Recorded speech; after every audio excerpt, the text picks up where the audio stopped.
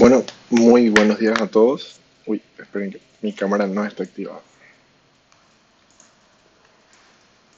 Ahora sí, creo. Ahí está. Bueno, sí, ahora sí se ve. Bien, gracias. Bueno, muy buenos días a todos. Bienvenidos al repaso de bioquímica. Ahí tienen al señor Esteban Ferro. Esperen que voy a poner el, el puntero, ese que así como usa Richard Fredes. Bueno, en esta clase vamos a ver un poco de cómo estudiar, métodos de estudio, pueden llamarle varias formas, pero es básicamente el ver un poco cómo estudiamos, cómo podemos estudiar mejor. ¿Para qué? Para estudiar menos y que esas horas de estudio nos sirvan realmente. Siempre calidad antes que cantidad cuando hablamos de estudio.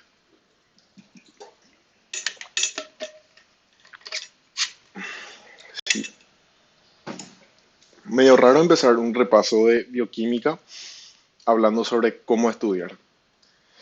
Pasa que bioquímica, para mí, no voy a generalizar, pero para mí fue una materia que me obligó a aprender cómo estudiar. Porque me di cuenta que si no aprendía cómo estudiar, si intentaba memorizar nomás todo como en anato o como en histo, iba a ser imposible. Imposible realmente. Entonces, esta materia es como que me dijo, Epa, yo tengo que aprender cómo estudiar primero. Un poco, por lo menos. O sea, acá no es, el objetivo no es que ustedes cambien completamente la forma en la que estudian o que de un día para el otro sean unos maestros estudiando que nadie realmente es. El objetivo es que aprendan una o dos cositas que les puedan servir y que puedan sacar de acá para mejorar su calidad de estudio. Sí. Bueno, estos son algunos puntos que vamos a tocar en esta clase, digamos. Y si en algún momento me quieren interrumpir o quieren decir algo, sin problema, o sea, no hace falta que levanten la mano, digan nomás, tranqui, y eso. Y por favor, no nos digan profe, yo soy Sebas, y después Alma le va a dar la clase, pero es raro que nos digan profe, entonces Sebas y Alma nomás. Bueno, eh, vamos a hablar un poquito de cómo estudiar mejor acá, y de por ahí, no sé, se me ocurre, podemos el sábado o el próximo lunes, si es que quieren, dar una clase más de cómo rendir los exámenes. Porque, bueno, los exámenes de Ferro son interesantes, pues no son completamente memoria, o sea, hay cosas que hay que razonar. Entonces podemos ver también eso con algunos temas de los exámenes. Para comenzar, me gustaría hablar de que, cierto, somos estudiantes, pero además de estudiantes, también somos personas. Y eso es importante, o sea, no hay que olvidarnos de que somos personas y de que como personas tenemos que cuidarnos. Tenemos necesidades básicas. Y acá yo dividí eso en cosas que son negociables y en otras que son no negociables. O sea, las no negociables, sí o sí, para mí, yo tengo que hacer. La lista de cada uno va a ser diferente, ¿verdad? Pero hay algunas cosas que yo tengo que hacer para poder estudiar bien. O sea, mi calidad de estudio, por ejemplo, si yo duermo 5 horas, no sé, me acuesto a las 12, me levanto a las 5, yo sé que ese día no voy a poder estudiar tan bien como si hubiera dormido 7, 8 horas. Sé que a veces es difícil y realmente sí, bueno, es muy difícil dormir lo que necesitamos a veces, o porque no tenemos sueño, o porque estamos ultra estimulados y no podemos dormir, o porque seguimos estudiando, porque no llegamos. Pero es muy importante el intentar dormir por lo menos entre 7 y 8 horas. Inclusive desde 6 horas. Cada uno es diferente, de vuelta. Pero entre 6 y 8 horas sería Yo puse 7 a 8, pero entre 6 y 8 también. Es lo recomendable. O sea, cada uno se conoce, cada uno sabe. Y lo ideal es que duerman lo suficiente como para que al siguiente día estén descansados, puedan levantarse y que su estudio les sirva. Después les voy a dar un ejemplo increíble, el de la fiesta. pero eso es después, ¿verdad? Comer bien. Si no comemos bien, o sea, la comida es nuestro combustible, digamos.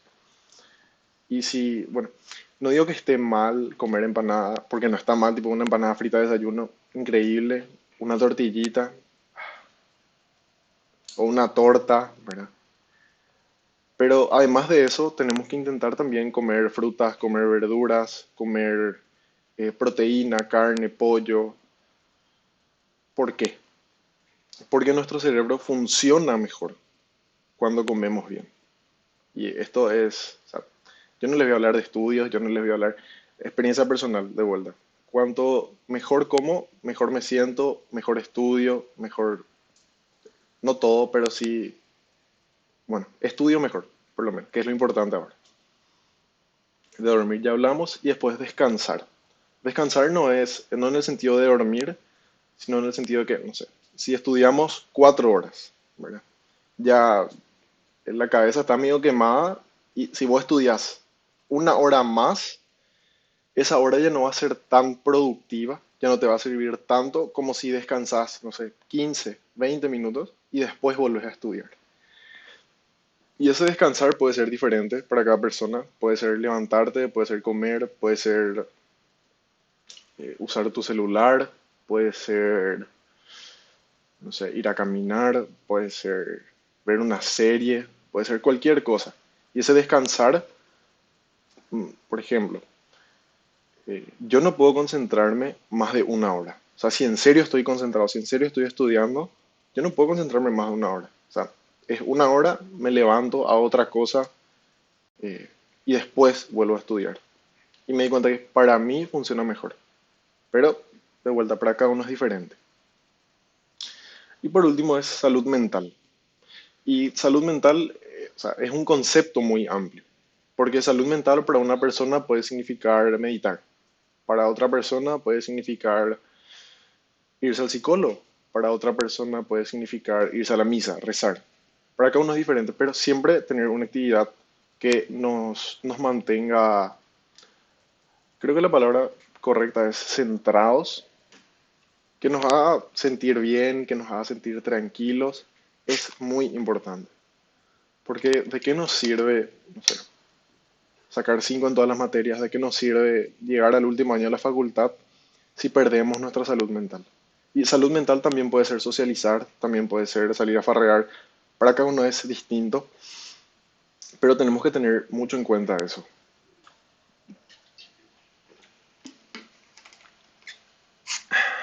Y después están los negociables.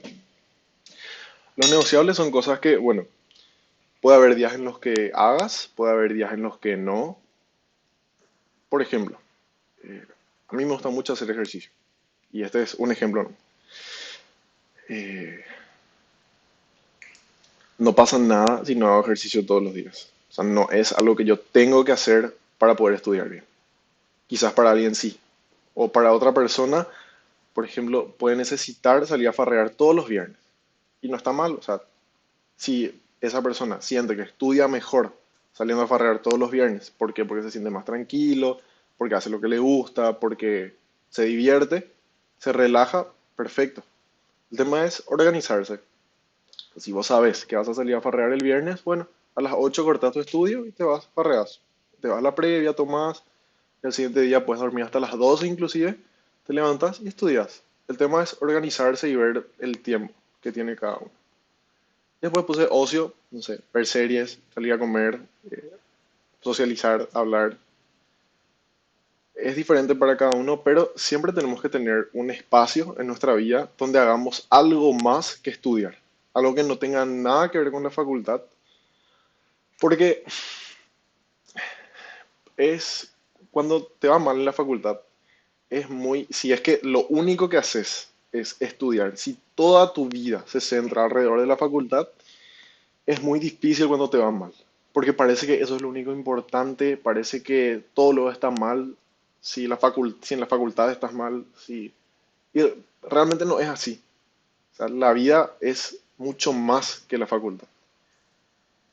Entonces, siempre es bueno tener una actividad afuera de eso, sea lo que sea. cualquier cosa, pero que te despeje, que haga que te olvides de la facu, que hagas que te sientas, eh, que sientas que la facultad no es todo, porque no es así. O sea, la facultad no es todo. Hay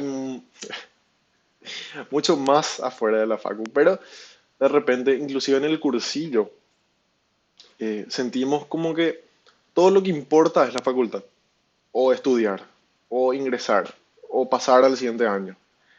Y sí importa, pero hay que balancear las cosas. O sea, vos no te podés destruir porque querés ingresar, vos no te podés, sí podés, ¿verdad? Pero después tiene sus consecuencias, a eso es lo que voy. O sea, el objetivo es un balance porque el camino es muy largo, realmente. Es una carrera de resistencia, como siempre nos dicen, y no te sirve de nada hacer la épica, matarte y al final después que te quedas, te quemas y dejas de estudiar. El objetivo es que eso no pase. Bueno, este es el... Supongamos, este es el ejemplo de la fiesta. Supongamos que organizamos una farra, la mejor farra del mundo estamos organizando. O sea, va a haber DJ, va a haber globo loco, va a haber pileta, va a haber, no sé, lo que quieran, futbolito, hockey, no era hockey, el tejo, hockey, todo.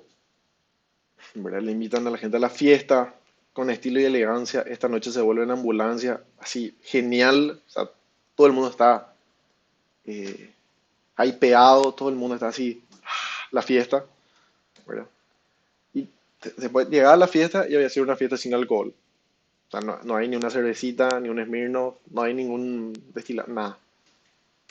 O sea, yo les pregunto, ¿ustedes se van a quedar en esa fiesta? Yo no me quedaría. O sea, no va a ser una fiesta divertida. Y bueno, asimismo es cuando nosotros estudiamos,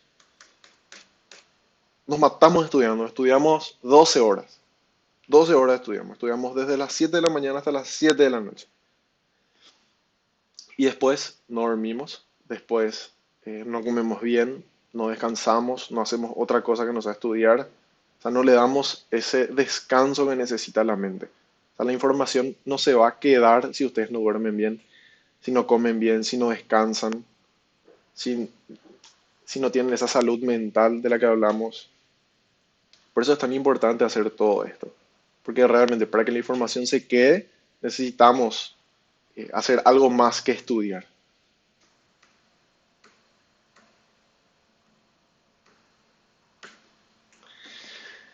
Y lo que muchas veces escucho, y yo mismo dije, es que yo ya sé cómo estudiar. Realmente, yo ya sé, o sea, ¿por qué alguien me va a enseñar cómo estudiar si yo ya sé cómo estudiar? Yo vengo a estudiar, no sé, dicen, bueno, yo estudio hace, ponele en el cursillo, estudié 3 años. Yo ya sé cómo estudiar. Pero el problema está en que, no sé si les pasó a ustedes, pero a mí me pasó que entré en el cursillo y me dijeron, bueno, pero yo les preguntaba, ¿cómo tenía que estudiar? A, no sé, a mis compañeros de cursillo o inclusive a personas de la facultad, a un dios y todo les llega a preguntar, ¿cómo hay que estudiar? Y ellos te dicen, no, vos tenés que leer nomás. Vos tenés que leer y tenés que leer todos los días y en algún momento se te va a quedar. Y bueno, vos decís, bueno, está bien. Y probás eso en el cursillo. Y lees nomás, y lees. Y así leyendo, leyendo, estás todo el día. O sea, eh, 12 horas leyendo, o haciendo test, o repitiendo una y otra vez, una y otra vez. Hasta que en algún momento se queda. Pero digo así, tenía razón, yo tenía que leer nomás. Y es cierto hasta un punto, pero hay otras formas más eficientes en las que se usa menos tiempo y aprendes. Igualmente aprendes. Y ese es el objetivo de esto. O sea, el objetivo no es de vuelta cambiar totalmente la forma en la que estudiamos, pero sí es sacar algunas cositas y decir, bueno, puedo hacer esto y esto para estudiar un poco menos, tener más tiempo libre para hacer otras cosas o para estudiar otras materias y, y entonces ser más eficiente estudiando y no quemarse estudiando. De lo que ya hablamos, cada uno estudia y aprende de forma diferente. A mí me gustan mucho los videos, por ejemplo. A mí me gusta mucho estudiar de Richard Freites. No me gusta leer el Ross. Prefiero leer Paz Cáceres o cualquier otro resumen. Es mi forma de estudiar. O sea, y no sé, hay gente que le gusta caminar y repetir o varias formas. O con músicas. El video de la música de los pares craneales. Increíble. O la del rap del ciclo de Krebs. Todos estudiamos de una forma diferente. Y está bien. Y también muchas veces al hablar con los cursillistas o inclusive en la facultad vos escuchás que la gente te dice, yo estudio mucho y no se me queda nada. Y muchas veces escuché eso. Yo estudio mucho y no se me queda nada. Inclusive a mí me pasó varias veces. Me pasa mucho. Pero, ¿cuánto es mucho? O sea, ¿realmente vos estás estudiando o, por ejemplo, estás estudiando con tu celular al lado y estudias 10 minutos y después estás 20 minutos respondiendo mensajes? O estás 20 minutos en TikTok o en Instagram o en Twitter, ¿verdad? Y decís, bueno, yo estuve sentado acá en mi escritorio 2 horas, pero realmente, ¿cuánto de eso estudiaste? Y no sé, ponele media hora. Y la otra 1 hora y media, no sé, estuviste con tu teléfono. Pero como estuviste en el mismo lugar sentado, no te das cuenta que realmente solamente media hora estudiaste, el resto estuviste con tu celular o haciendo otra cosa, ¿verdad? Y ahí está, o sea, hay que estar concentrados al estudiar, realmente, para que el estudio sea de calidad y para estudiar menos y que nos sirva más ese tiempo de estudio. Y estudiar con música puede ser muy bueno. A mí, por ejemplo, me ayuda a estudiar más tiempo. O sea, si estudio sin música, es como que, no sé, me concentro 20 minutos, después ya estoy pensando en otras cosas. Pero con la música, como que digo, no, bueno, escucho la musiquita, ¿verdad? Da gusto luego. Me ayuda a empezar a estudiar también. Pero no sé, si pones un wozito mientras estás estudiando y empezás a cantar la música de Woz mientras estudias, a todo pulmón, bueno, tan concentrado, no sé si estás, ¿verdad? Pasa. Y después entramos al punto del repaso activo. Hay mucha gente que piensa que el repaso activo es solamente las Anquis, pero realmente se puede hacer de muchas formas. El repaso activo es, bueno, vamos a entrar más en detalle después, pero es lo que vos haces en el examen, realmente. Vos en el examen, vos no tenés ningún libro, vos no tenés de dónde, como les digo, sacarle, o sea, vos tenés que sacar la información de tu cerebro. Eso es el repaso activo. Y finalmente, o sea, nosotros tenemos que entrenarnos para lo que vamos a hacer. En el examen, nosotros tenemos que acordarnos de lo que estudiamos.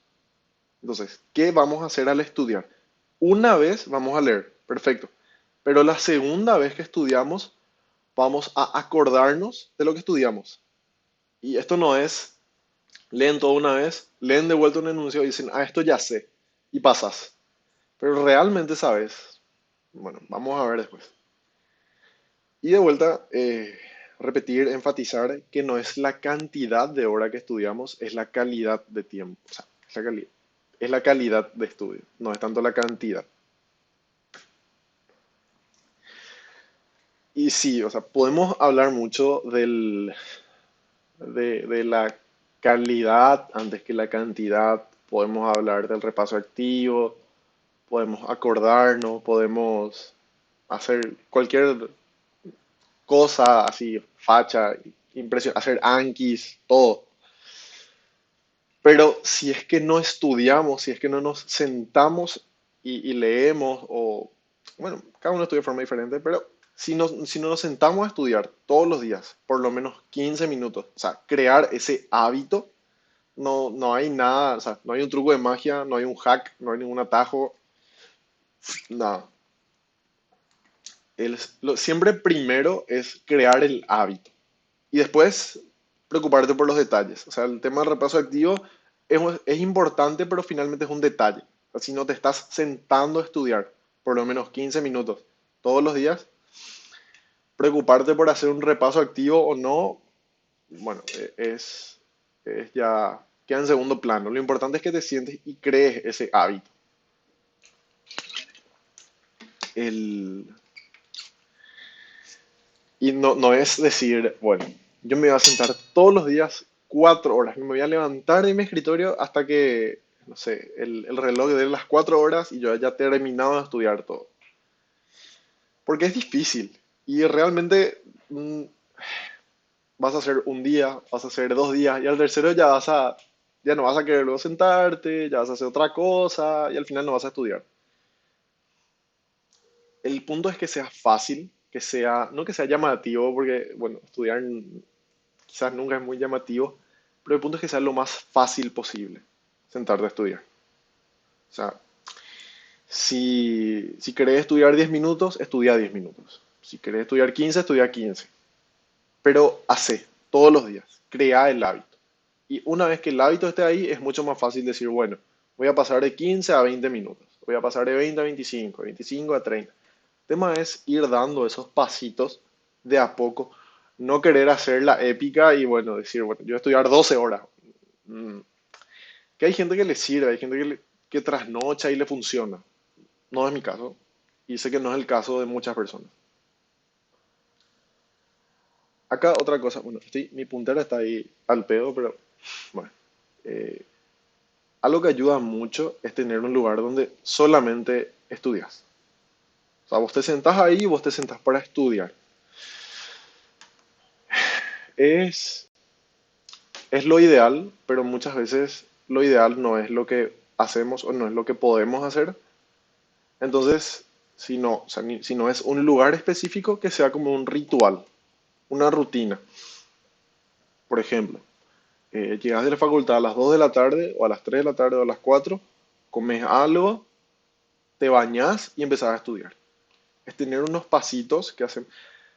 Somos animales de hábito, realmente.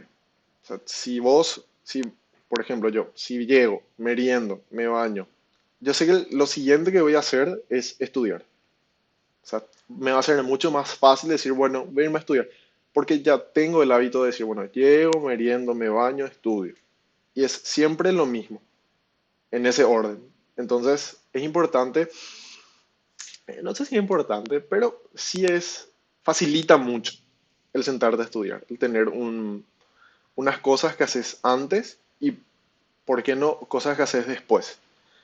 Por ejemplo, a ver, si te gusta una serie, ¿verdad? Te sentás, estudias lo que tenés que estudiar, 2 horas, 1 hora y media, media hora, 1 hora, lo que te parezca.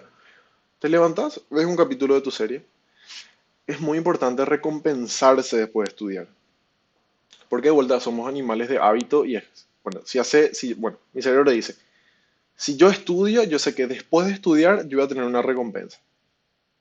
Entonces, siempre estudiar, te creas el hábito de decir, bueno, hago esto y esto y esto antes de estudiar y después de estudiar, no sé, me como un alfajor, meriendo, lo que sea, ¿verdad? Pero darte una recompensa después de estudiar, eso también ayuda mucho a crear el hábito. Y bueno, el hábito es tan importante que el objetivo es la adherencia. O sea, adherencia me refiero a que te sea, no sé, así como te bañas todos los días, estudias todos los días. Así como te cepillas los dientes después de comer, eh, que sea tan sencillo estudiar que vos digas, bueno, después de hacer esto y esto, estudio. Eso es la adherencia. Y cuanto menos resistencia haya, cuanto más fácil sea sentarse a estudiar. Por ejemplo, cuando empecé a estudiar esto, yo leía solamente el ROS. Yo decía, no, o sea, yo no voy a leer de ningún resumen, yo solo voy a estudiar el ROS. Y funcionó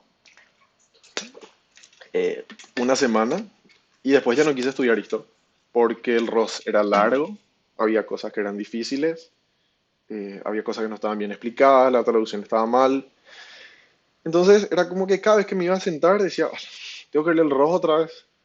Y bueno, ahí empecé a buscar resúmenes y me di cuenta que para mí es mucho más sencillo leer de un resumen o ver un video de Richard Fretes primero, tener una idea básica, una idea general de lo que voy a estudiar y después leo un resumen. ¿verdad? O después leo el ROS, si quiero. Normalmente no. Cuanto más fácil sea lo que vas a hacer, menos resistencia tenés. Lo mismo con los libros de Anato. Por ejemplo, en el primer semestre dije, bueno, voy a leer la tarea. Descargué la tarea en PDF, leí 2 párrafos y se quedó ahí. Porque es largo, es difícil, es complicado. Siento que, no sé, me era mucho más fácil estudiar del CFC, que sí, cierto, no está todo, pero era ya para ir empezando, ¿verdad? Eh, Prefería leer del CFC que leer de la Target. Y hasta ahora es así. Prefiero siempre ver un video o leer de un resumen antes que un libro. Y eso no es tan mal. No está mal. ¿Por qué? Porque si estás cumpliendo el objetivo, estás estudiando, estás aprendiendo. De una forma diferente, sí, pero lo estás haciendo. Y sí, el último puntito acá es que hay que depender lo menos posible de la fuerza de voluntad. ¿A qué me refiero? Si vos estás todos los días, o sea, vos llegás luego y estás así, voy a tener que leer la Target, el Ross, el Penner, el Feducci, no sé ni qué libros de bioquímica hay realmente.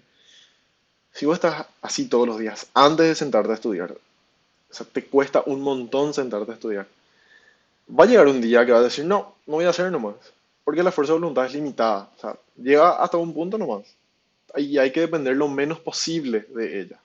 ¿Cómo? Con el hábito, haciendo las cosas más fáciles. Adherencia, ¿verdad? Y ahora vamos a ir con algunos consejos prácticos. Antes, mientras, bueno, antes de estudiar o antes de estar en la clase, mientras estás en la clase o mientras estudias y después de estudiar.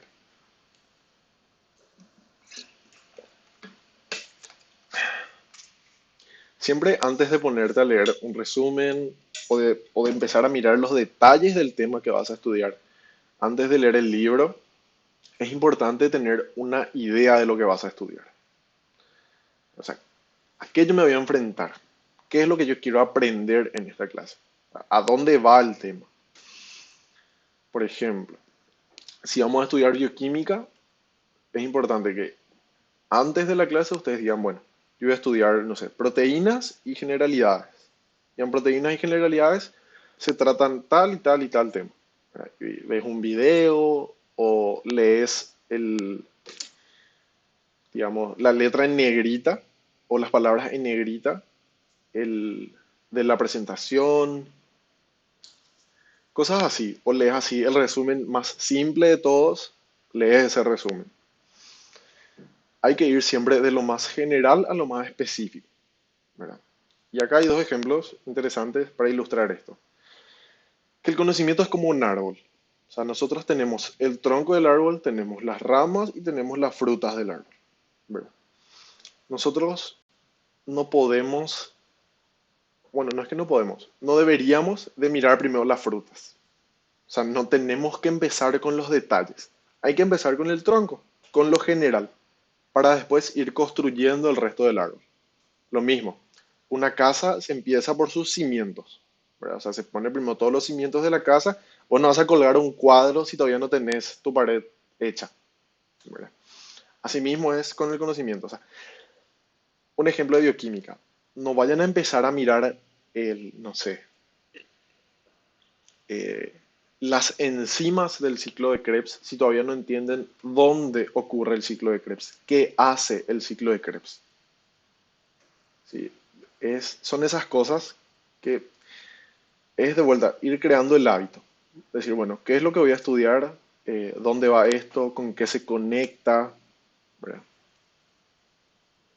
Es como decir, bueno, voy a poner una estantería, ¿verdad? Para colgar todos mis libros, pero hago la estantería a medias y pongo todos los libros, pero la estantería se termina cayendo.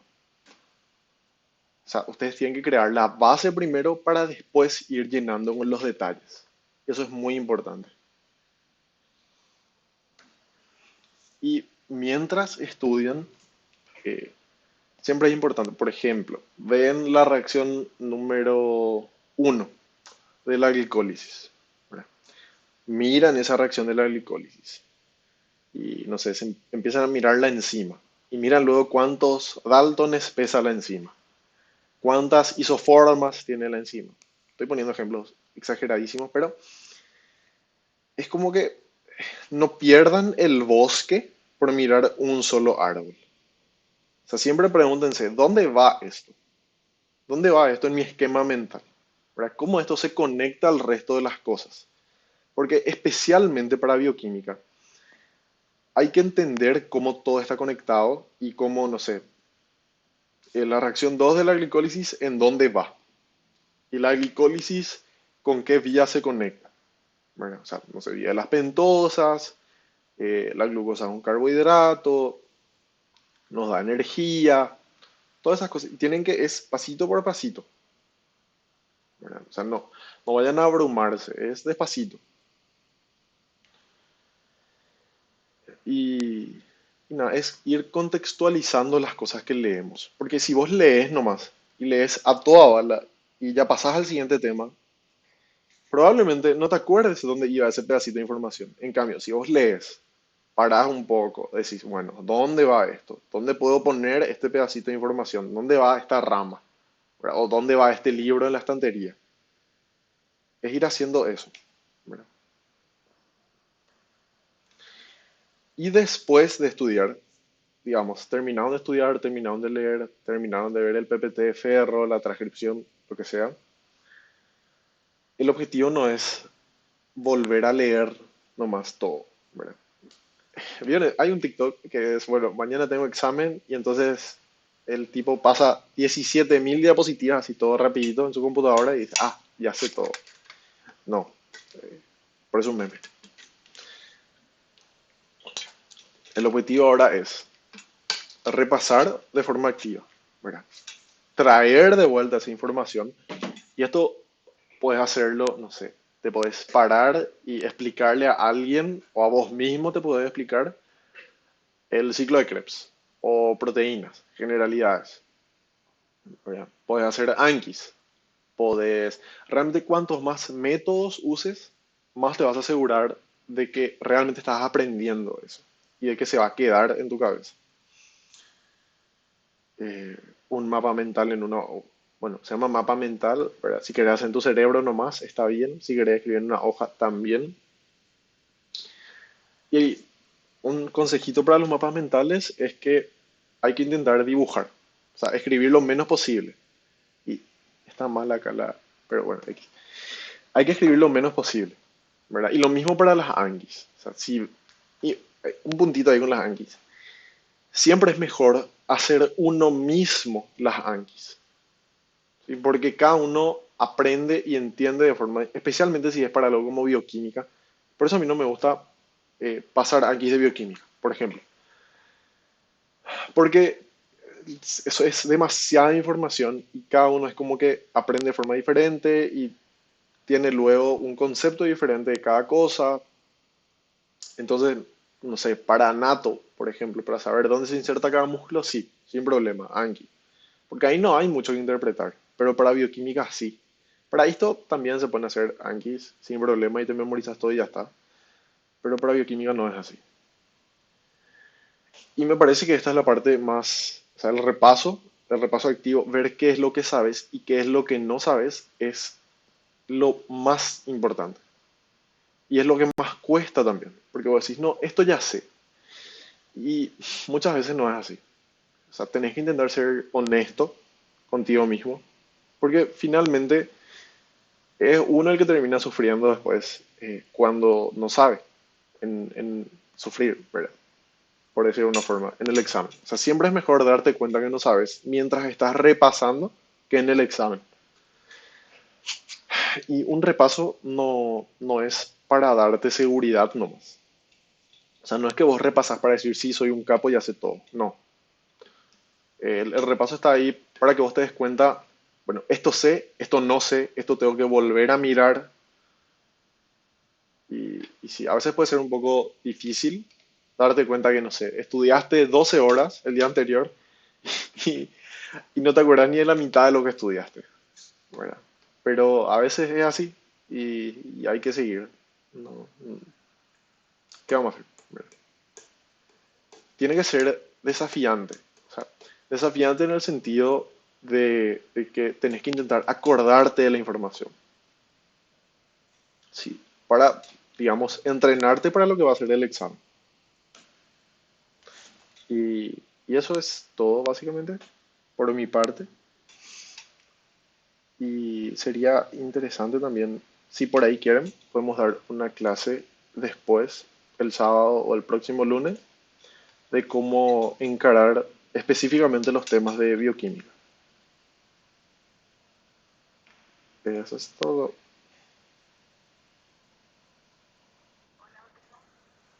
Sí, se te escucha.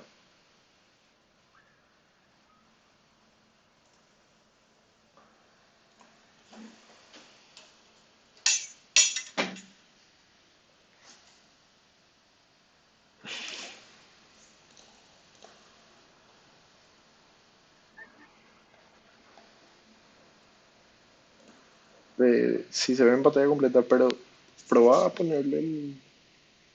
¿Cómo es pantalla completa? Espera. No, no se ve completo. Creo que tenés que compartir tu ventana entera para que se pueda ver completo.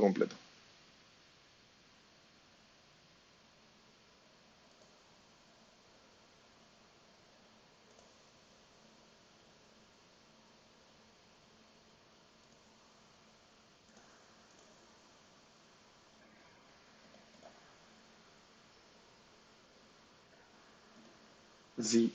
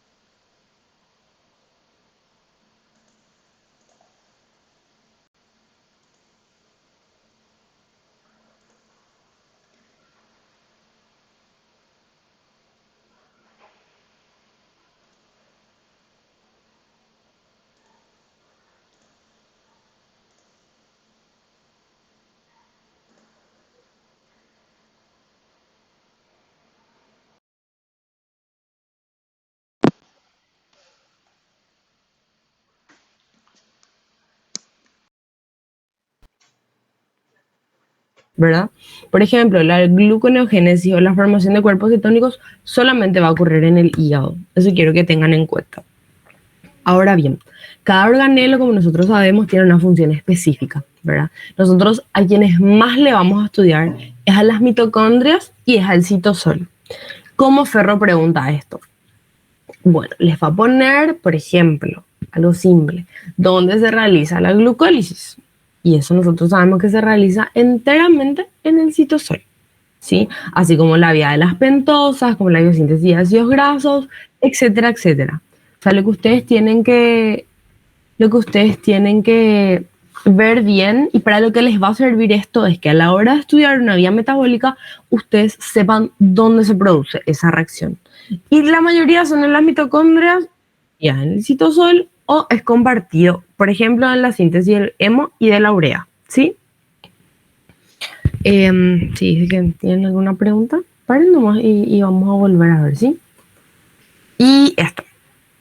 No encontré el tema, pero esto ya se llegó a preguntar y es que ustedes tienen que asociar, ¿sí?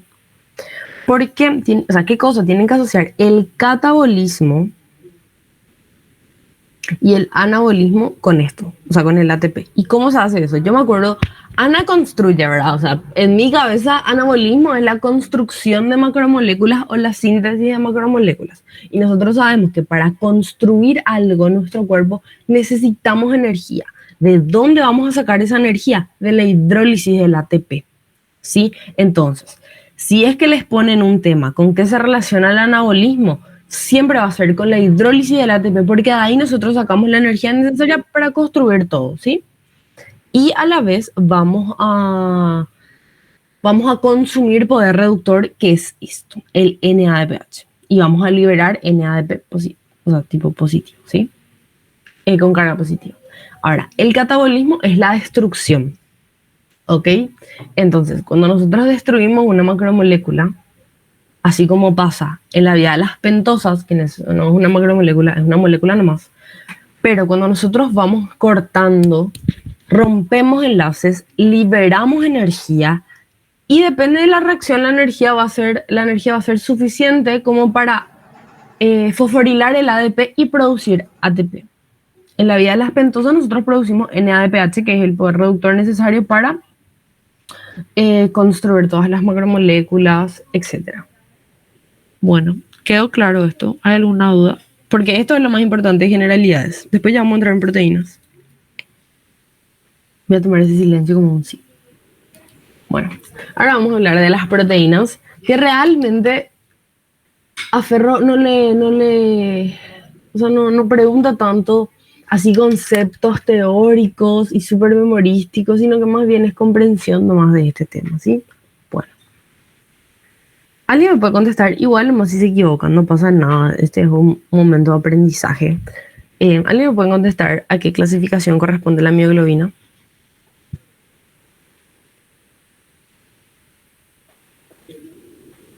Igual nomás, no pasa nada si se equivocan.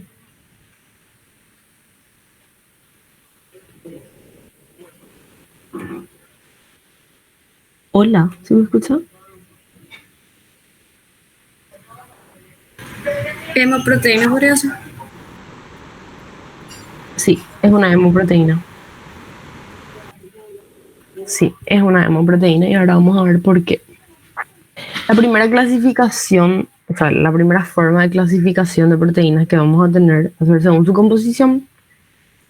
Ahora vamos a tener simples y conjugadas. Las simples vos hidrolizás y solo y exclusivamente vas a tener aminoácidos.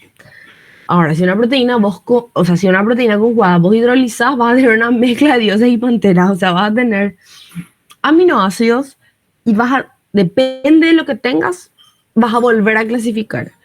Pero si ustedes me preguntan, esto es lo más importante. O sea, ¿qué es una caseína? Poco probable que les pregunte.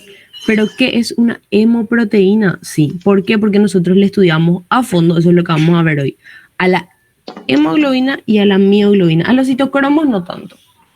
Pero bueno, eso sí tenemos que tener en cuenta, que la mioglobina, la hemoproteína, los citocromos y más adelante en un PPT está que el óxido nítrico sintasa también pertenece a esta clasificación, son hemoproteínas. Solamente hay 3. Y ustedes me van a decir, pero ¿por qué no son ferroproteínas y tienen también hierro? Porque, a ver, no se consideran, porque el que hace ahí la función principal es el grupo hemo. El hierro es un ayudante del grupo hemo nomás. En las otras proteínas, el hierro es el actor principal. ¿Me explico? Bueno, ahí está. Ahora bien, tenemos también otras formas de clasificarles y lo que tenemos que saber es sus características, ¿verdad? A las fibrosas también le vamos a estudiar, pero se les estudia menos. Se les estudia menos. Porque las fibrosas son la queratina, la elastina y el colágeno. Y se puede llegar a preguntar, ¿verdad? Pero lo que ustedes tienen que saber es que la queratina, por ejemplo, tiene puentes de disulfuro, que el colágeno inmaduro tiene, pero que el maduro no, y a la elastina nunca se le da bola. Pero esas son las dos principales que sí o sí tenemos que tener en cuenta, ¿sí? Pero, a ver, pónganse nomás a pensar. La queratina es nuestro cabello. O sea, nuestro cabello, la gente, por ejemplo, que tiene cabello enrulado, tiene demasiados puentes de disulfuro, por eso adopta esa característica. Y cuando nosotros nos lavamos el cabello, no es que se va nuestro cabello con el agua y se disuelve, entonces es poco soluble, es muy muy estable, porque obviamente nosotros sabemos que los puentes disulfuros son enlaces covalentes. Para romper un enlace covalente es súper difícil. Entonces son bastante estables y tienen una función estructural, ¿verdad? Ahora también según su conformación, le podemos clasificar en globulares. Las globulares son todas las otras, ¿verdad? Son enzimas, son chaperonas, no sé, vamos a verla a lo largo de todo. Por ejemplo, la piruvato deshidrogenasa es una proteína globular. Es soluble, pero eso, y ojo con esto, no porque una proteína sea soluble significa que no va a tener aminoácidos insolubles. ¿Ok? Son menos estables porque ellas como que están en movimiento todo el tiempo y tienen todo tipo de funciones, ¿verdad? Y acá les puse un ejemplo que a mí particularmente me llamó la atención, que los anticuerpos son proteínas globulares. La hemoglobina que vamos a ver y la albumina también. Ahora vamos a ver según su organización. Los monómeros son así, simples, son un solo péptido, albumina y mioglobina, ¿verdad? Y las oligoméricas son más de un péptido. Pueden ser del mismo gen o de no, o de genes diferentes, ¿sí? Y ahora vamos a ver un concepto importante que es lo que son las proteínas isoformas. Y eso es igual. Bueno, desempeñan la misma función, pero van a tener estructuras primarias diferentes. A ver cómo les puedo ejemplificar esto. Por ejemplo, a ver, un abogado y un contador. Un abogado y un contador pueden llegar a desempeñar la misma función, ¿sí? Pero tienen diferente formación primaria, o sea, se fueron a carreras diferentes, pero ellos pueden llegar en ciertas ocasiones a desempeñar la misma función. ¿Me explico? Lo mismo, un doctor y un enfermero tienen diferente estructura primaria, ¿verdad? Tienen diferente formación universitaria, pero pueden llegar a hacer la misma función. Se pueden llegar los dos a sacar sangre, a tomar la presión, a instrumentar alguna cirugía. ¿Me explico? Ese es el concepto de isoformas. No son proteínas iguales, tienen diferente estructura primaria, pero pueden llegar a desempeñar la misma función. Y esto no se va. Estos son exámenes de ingreso. ¿Por qué hubo exámenes de ingreso? Estos son exámenes que encontré y vamos a ir respondiendo juntos, ¿sí? Vamos a leer la 10 primero. Es imprescindible incluir al ácido ascórbico en la dieta para mantener la síntesis y funcionalidad del... Más adelante vamos a ver a fondo, pero si ya saben pueden contestar. Colágeno. Muy bien, del colágeno. Ahora bien, la 21 dice, considere las siguientes proteínas. La albúmina, 67 kilodaltons, la mioglobina, 17 kilodaltons, la hemoglobina, 62 kilodaltons, la glutamina, 620 kilodaltons y el interferón. Al disolver el mismo peso, esto es algo que yo hago y que me dejó el cursillo. Las cosas importantes en un tema, subrayen, ¿sí? Y más otra vez que no, o sea, entregas, pero tipo tu matriz se corrige aparte, entonces vos podés escribir sin problema en el examen. Acá dice el mismo peso de cada una en el mismo volumen, ¿sí?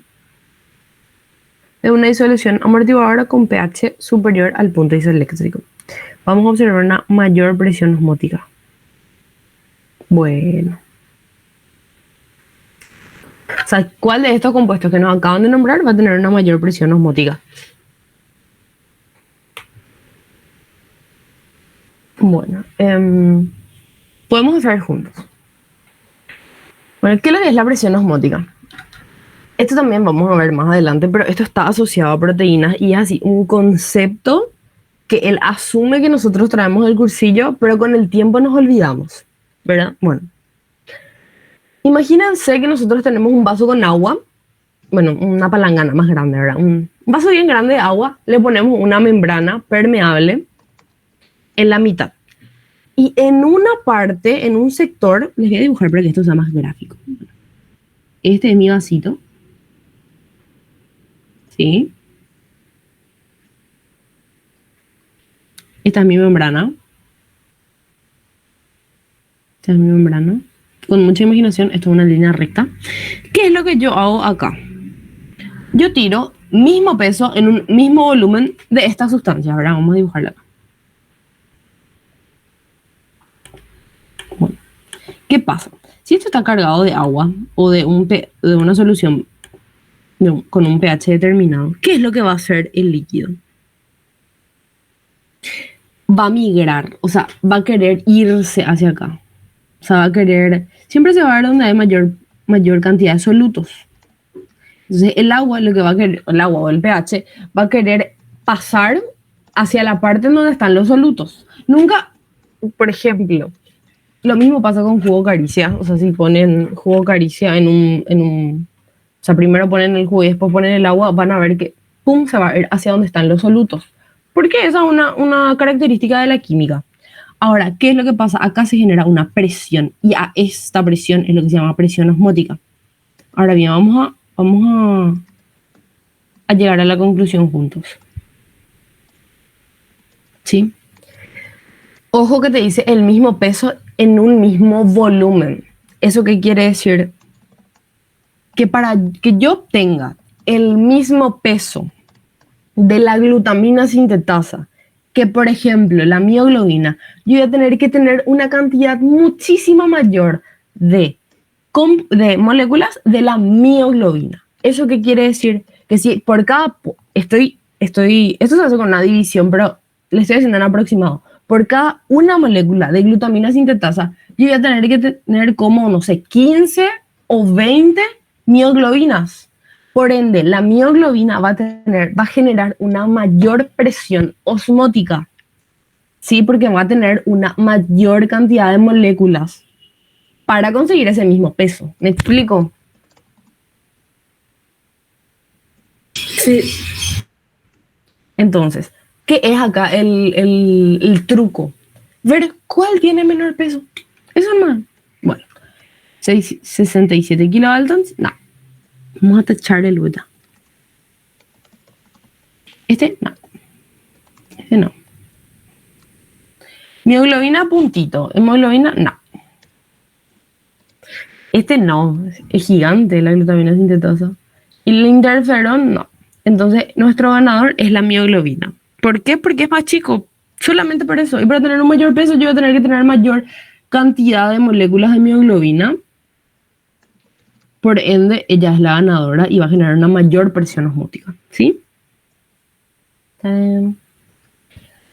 Bueno, también vamos a hacer juntos. A ver, la conitasa es una enzima constituida por una cadena de 80 kilodaltons que posee, vamos a subrayar acá, 4 dominios diferentes. ¿Sí? Ahí se me fue. Cuya hidrólisis rinde aminoácidos, hierro y azufre. Ok, bueno, genial.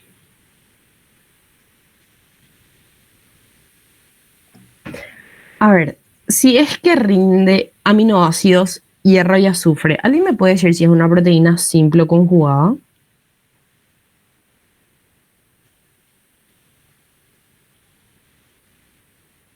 ¿Conjugada? Sí, excelente, es una proteína conjugada. Entonces, ¿qué es lo que hacemos? Ya tachamos ya tachamos simple.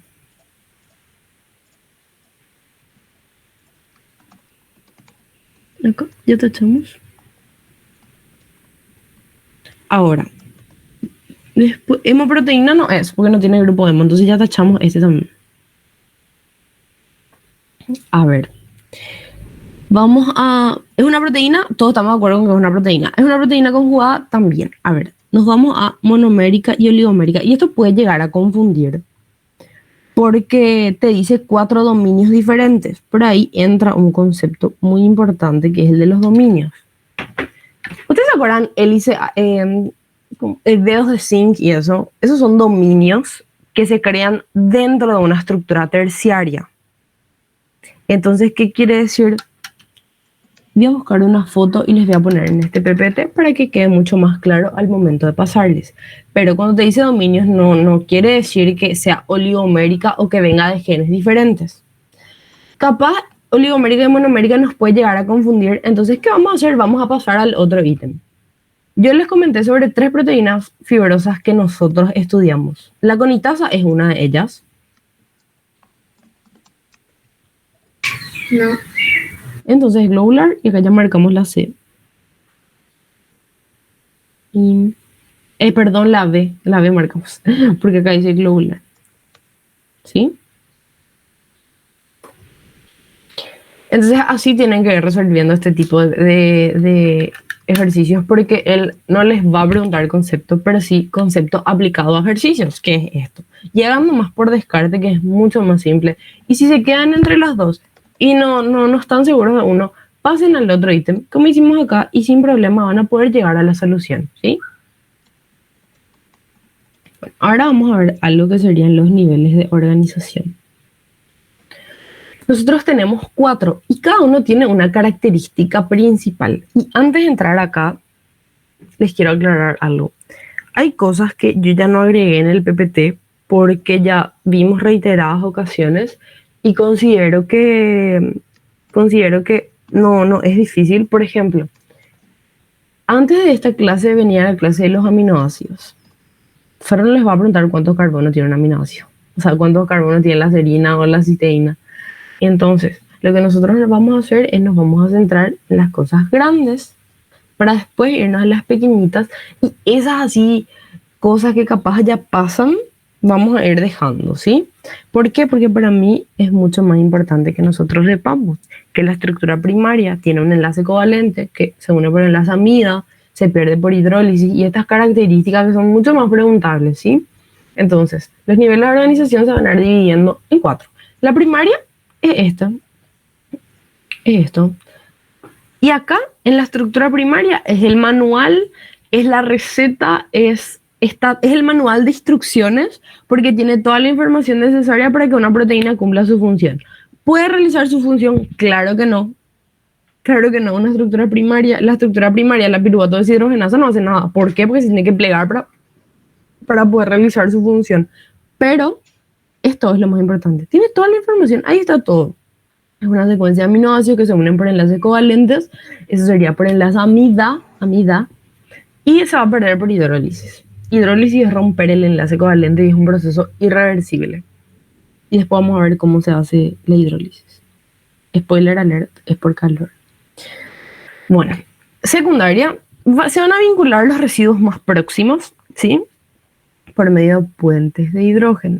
Pueden adoptar la lámina beta o la hélice alfa. Y hay también uno que cita él que son los giros, pero estas dos son las más importantes.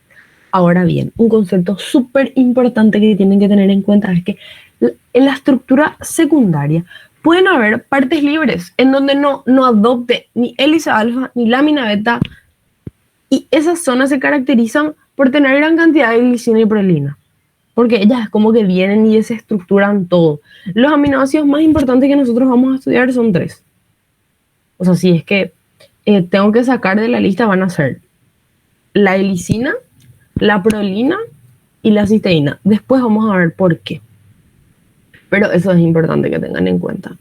En la estructura secundaria y en la estructura terciaria pueden haber partecitas libres, ¿verdad? Que no adopten estructuras determinadas.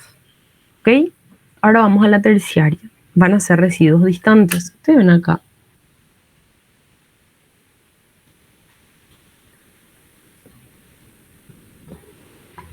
Residuos próximos, residuos distantes, ¿sí? Y algo importante es que acá nosotros vamos a tener ya todo tipo de interacciones.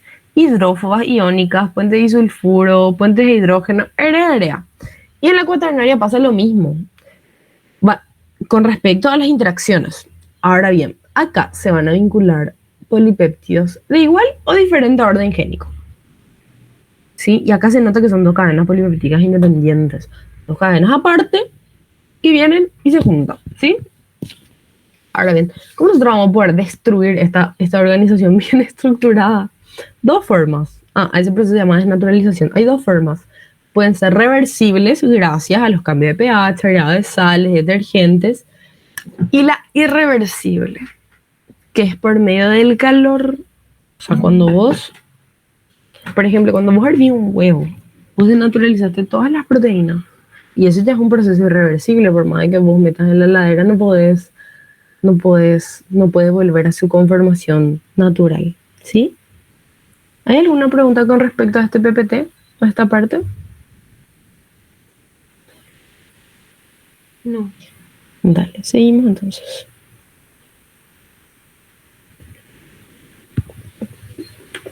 Bueno, esta es lo. Ay, acá falta poner hélice alfa. Voy a anotar para modificarles y poder pasarles, ¿verdad?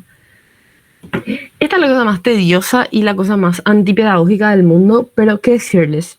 Se preguntó, sí. Entonces por eso más les puse. Pero ¿qué es lo que tienen que saber? ¿Qué es lo más importante? Esto, miren. Acá nosotros vamos a ver las características de la hélice alfa y de la lámina beta. ¿Ok? ¿Qué es lo más importante acá? Esto. Es de giro derecho. Es de giro derecho. La hélice alfa. Yo les voy a poner esto lindo, pero bueno, no sé qué pasó y se me borró. Hélice. ¿Ok? Súper churro. Es de giro derecho. ¿Y por qué esto es importante? Porque ya puso en un tema, tipo, hablaba de la estructura secundaria de la hélice y ponía así, es de giro izquierdo, y por eso esa opción estaba mal. Entonces, es como la manejilla de un reloj. Sí, vamos a asociar para que sea más fácil. 3,6 residuos por vuelta. Hay formas en las cuales yo me acuerdo de las cosas que no son así las más, no sé, inteligentes por ahí. Pero a mí me sirven. Una vuelta no tiene 360 grados. Y tiene todo el sentido del mundo en mi cabeza que tengas 3,6 residuos por vuelta. No sé. A mí me ayuda. Por si le ayuda a ustedes, ahí les va el tip. A ver, se estabiliza por puentes de hidrógeno. Eso es lo que nosotros ya sabemos. Y ya está. No hace falta que sepan todo luego. Así que el oxígeno, el enlace peptídico y los átomos de hidrógeno. No. Ahora sí. Que es eje paralelo a la hebra, sí.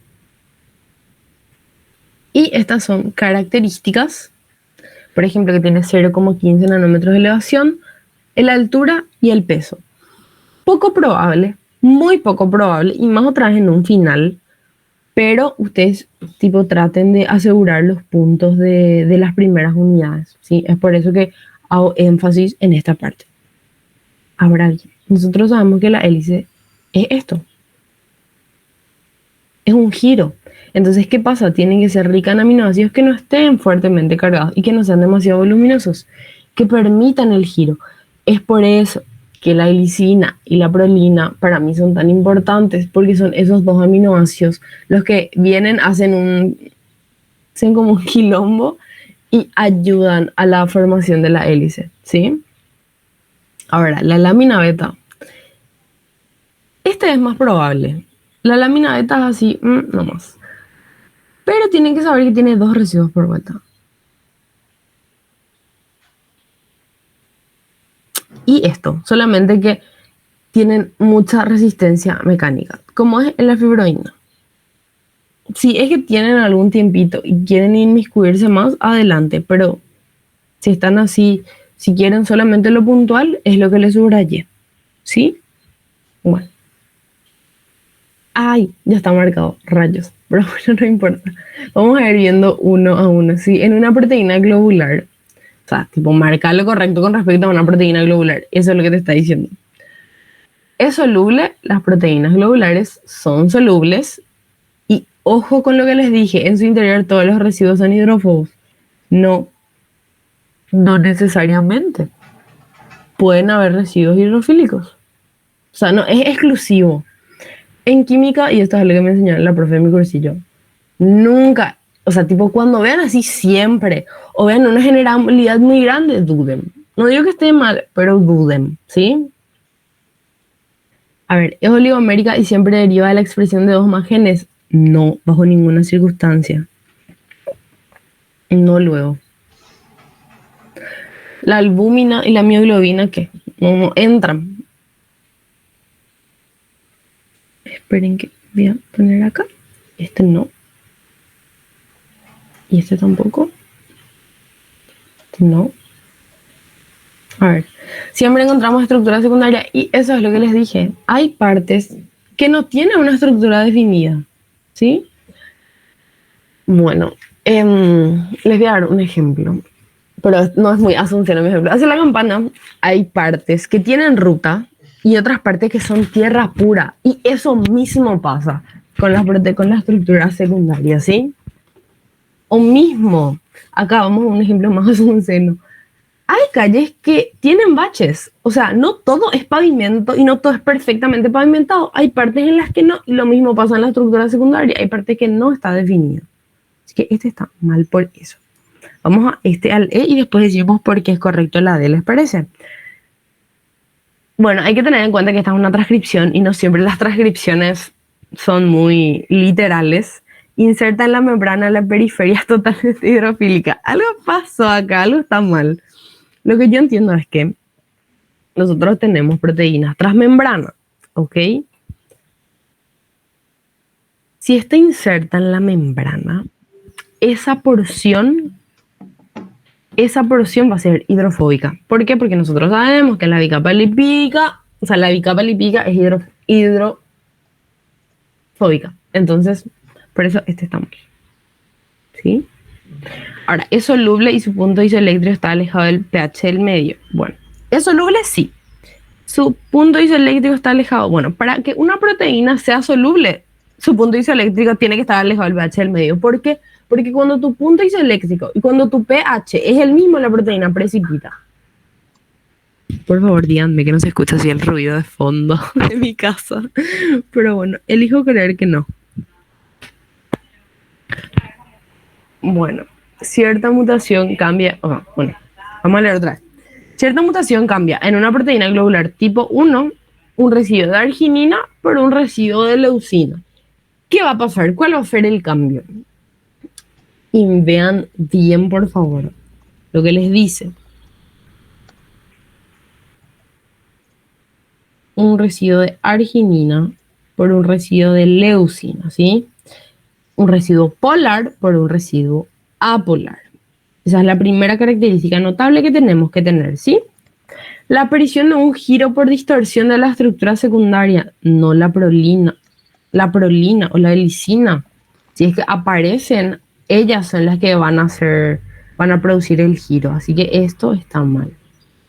Desnaturalización, es posible, ¿no? No se va a desnaturalizar porque se cambia el aminoácido. Desnaturalización se da por los procesos que nosotros vimos 2 PPTs atrás. El cambio de aminoácido no es uno de ellos. Bueno, vamos a pasar el C y después les voy a decir porque es correcta. Vamos a pasar el D porque les tengo que explicar. Y aumento de la solubilidad no, porque vos cambias un aminoácido polar por uno apolar, entonces lo que estás haciendo es disminuyendo la solubilidad.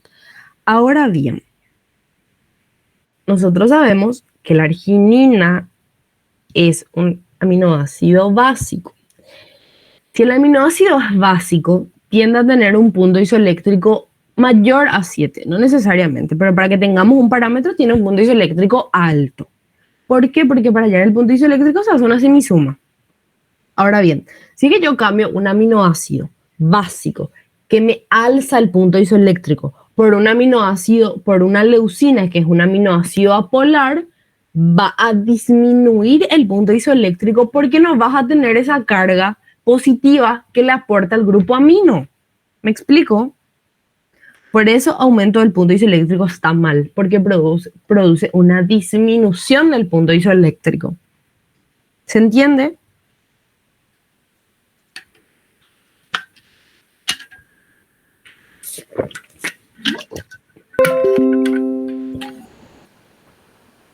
Entendí. Dale. ¿Qué dice? ¿Qué dice?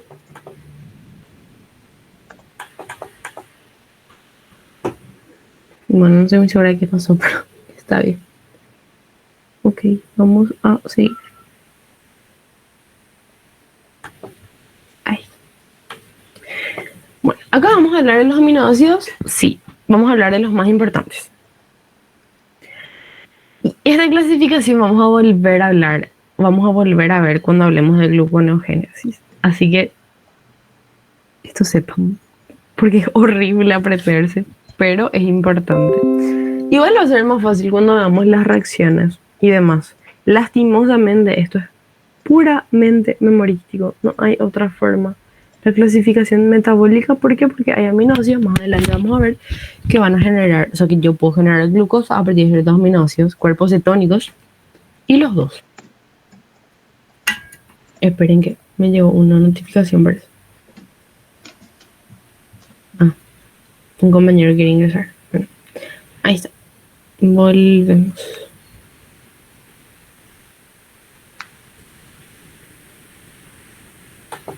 Bueno, ahí está, volvemos. Nuestros aminoácidos pueden sufrir modificación. Esto se preguntó en nuestro primer parcial. Segundo era. Bueno, la fosforilación serina, tronina y tirosina. Eso es accesible. Ahora, la metilación puede sufrir 3 aminoácidos, pero la histidina puede sufrir solo una, la arginina puede sufrir 2 y la lisina puede sufrir 3. Ahora, el glutamato es el único que puede sufrir descarboxilación. ¿Por qué? Porque él tiene un grupo carboxilo, entonces tranquilamente puede descarboxilarse. Ahora bien, nosotros vamos a empezar a hablar de las proteínas fibrosas. Y lo cual más se pregunta es el colágeno y es la queratina. Bueno, secuencias repetitivas. Hay que saber y te ayuda a entender. No sé si vas a preguntar, pero te ayuda a entender. Bueno, el colágeno son 3 hebras, 3 hélices asociadas otra vez. Entonces va a tener mucha glicina, sí. ¿Por qué? Porque la glicina favorece el giro. ¿Mucha prolina? Sí, porque la prolina favorece el giro. Hidroxiprolina, hidroxilisina es una modificación posttraduccional gracias al ácido ascórbico. Vamos a ver un poco más adelante que se va a formar para estabilizar la hebra, ¿sí? No es para favorecer el giro, es para estabilizar la hebra. Entonces, acá vamos a ir explicando. La alta riqueza de prolina tiene una explicación y es que le confiere un carácter helicoidal a las hebras, ¿sí? Y también estabilidad térmica.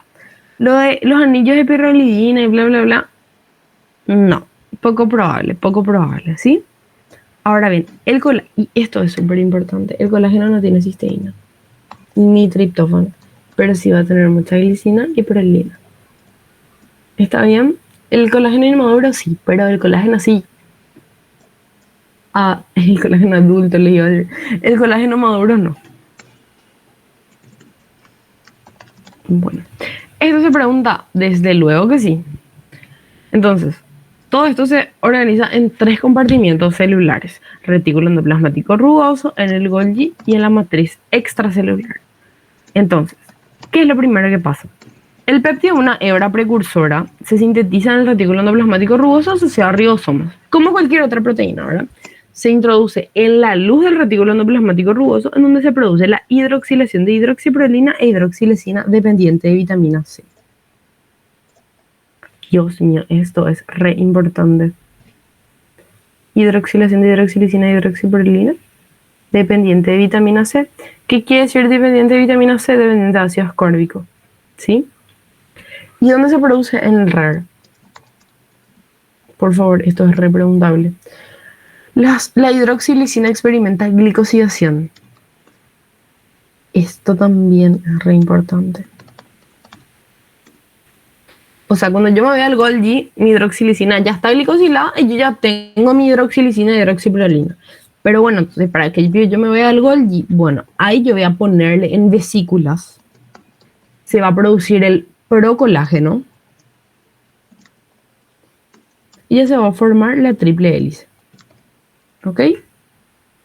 Y acá, o sea, nosotros habíamos visto que el colágeno no tiene puentes de disulfuro porque el colágeno maduro no tiene puentes de disulfuro. El colágeno inmaduro sí, el procolágeno sí. ¿Entienden? Después, ¿qué pasa? Como que se va hasta la membrana y ahí, ¡pum!, exocitosis. ¿Qué pasa en la matriz extracelular? Bueno, ahí se encuentran con unas telopeptidasas que le van a cortar los extremos y van a liberar el tropocolágeno. O sea, el tropocolágeno yo solamente voy a tener en la matriz extracelular. A mí me ponen ahora que está en el raro que no. Procolágeno en el Golgi, tropocolágeno en la matriz extracelular gracias a las telopeptidasas, ¿sí? A ver, el tropocolágeno se originará como fibras y el entrecruzamiento que tiene como proceso previo a la formación de restos de alicina por oxidación de lisina. Alicina es un aminoácido que se sintetiza, o sea, no es que se sintetiza, pero se modifica la lisina y ahí se crea la lisina, ¿sí? Y esto ayuda a consolidar el colágeno. Y por último, el glosamiento covalente post-traduccional por acción de la lisiloxidasa dependiente de PLP. Ahora, lo más importante es que ustedes sepan dónde se glicosila la hidroxilisina, el procolágeno, donde yo tengo y donde hay tropocolágeno, ¿sí? No hace falta que tipo se pierdan en las cosas pequeñas. Vamos a lo grande, y lo grande es lo que les subrayé. ¿Está bien? Bueno, seguimos. Esas son preguntas de exámenes. De ingresos, hey. Hola. Me traumé. En la síntesis de colágeno, un evento que ocurre fuera del fibroblasto es... Fuera del fibroblasto es la matriz extracelular. Formación de puentes de disulfuro entre el residuo de los extremos. No. Proteólisis selectiva en los extremos sin secuencia repetitiva. Puntito. Modificación post-traduccional dependiente de ácido ascórbico. ¿Ese es donde veíamos?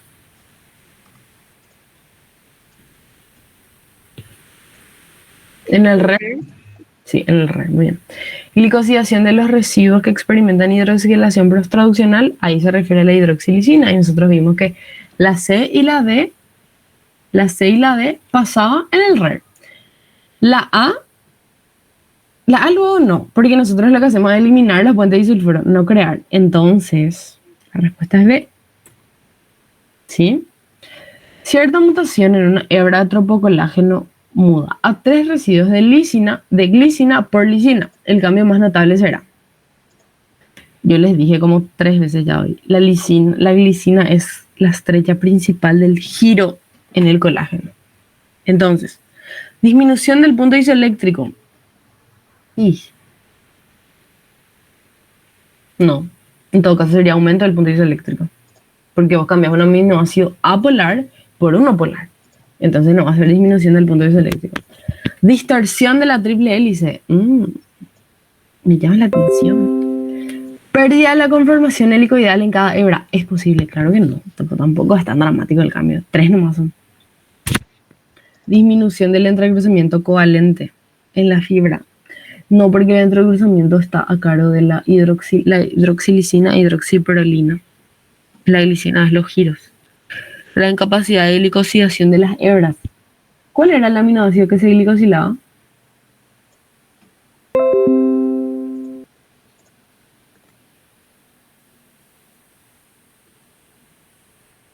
Era la hidroxilisina. Y acá tenemos cambio de la estructura a la cambio de la estructura a la de hélice 3,6. Y eso es lo que les dije. El capaz no le pone hélice alfa, pero le pone sus características. Yo marcaría distorsión de la triple hélice. ¿Por qué? Por lo que les conté anteriormente. Bueno. Una microfibrilla de queratina está constituida por hebras polipeptídicas. ¿Sí? Ricas en prolina, lisina ricas en prolina, lisina y glicina con giro izquierdo sin puente de disulfuro. Antes de pasar al siguiente tema, ¿puedo preguntar algo? Dime. En la opción de disminución del entrecruzamiento covalente en la fibra, yo puedo pensar de que cada vez que dice algún cambio covalente, si no menciona calor, tipo no va a ser. No, porque, bueno, nosotros sabemos que los que ayudan al entrecruzamiento de las fibras es la hidroxiprolina e hidroxilisina, por medio de puentes de hidrógeno que se van a formar. Disminución del entrecruzamiento covalente no puede ser. No puede ser. Entonces sí, está bien lo que me dijiste. Gracias. Dale. Voy a borrar la D ahí. Que marque. Ahí está. Ahora vamos a ver. Una microfibrilla de queratina está constituida por hebras polipeptídicas ricas en prolina, lisina y lisina con giro izquierdo y sin puentes de disulfuro.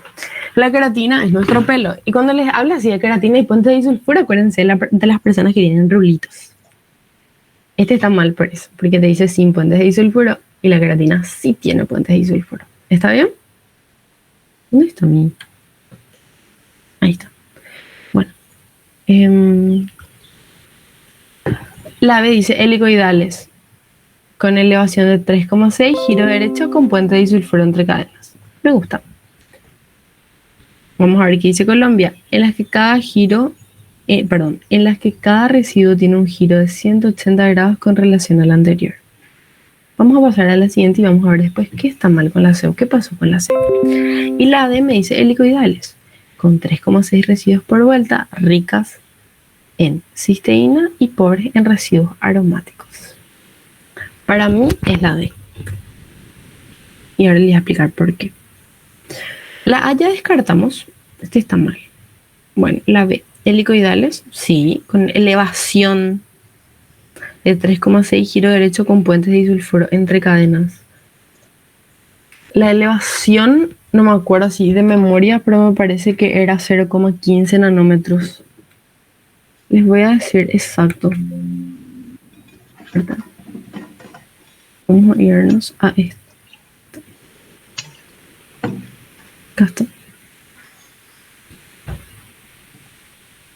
La elevación era 0,15 nanómetros. No, era 3,6. 3,6 es el giro. ¿Sí? Por eso está mal por eso está mal Brasil. En las que cada residuo tiene un giro de 180 grados. No, esta es una característica de la lámina beta, no de la hélice alfa, y la queratina tiene hélice alfa, entonces por eso es Dinamarca. ¿Sí? ¿Está bien?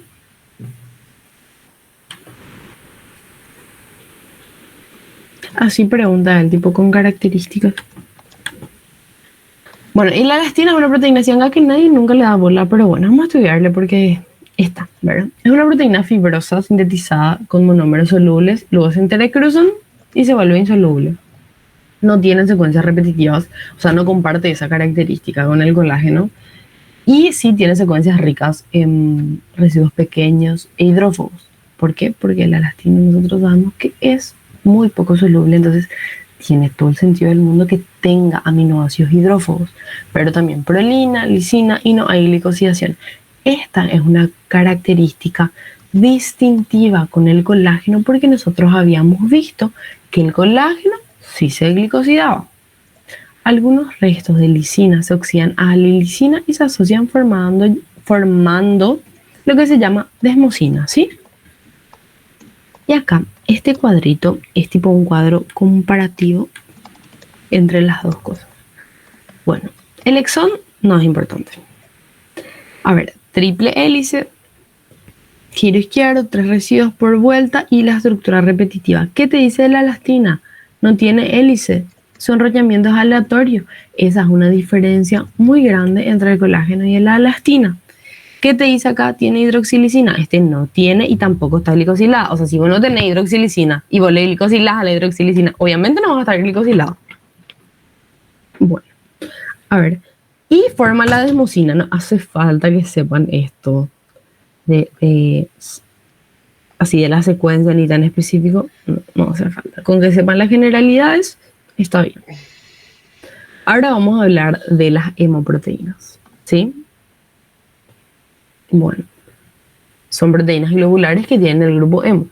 Yo cuando empecé a estudiar pensé que lo único que hacían era transportar y almacenar oxígeno. No.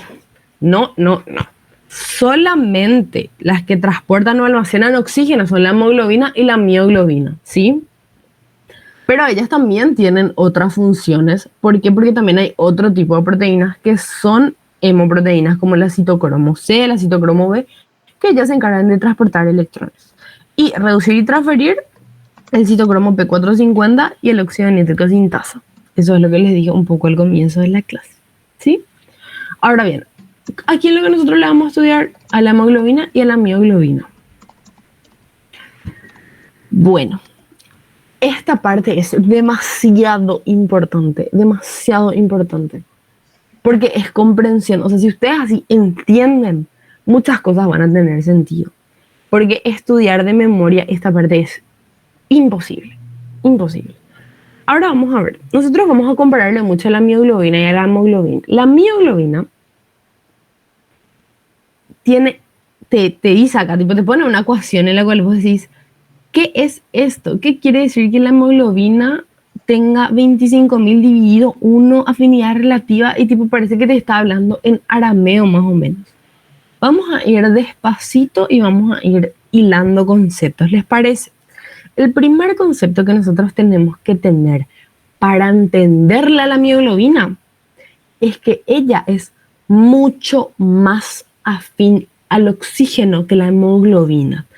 Eso quiere decir esto, transformado en una ecuación matemática, ¿sí? ¿Pero qué quiere decir eso? Bueno, quiero hacer un inciso que yo no escribí esto.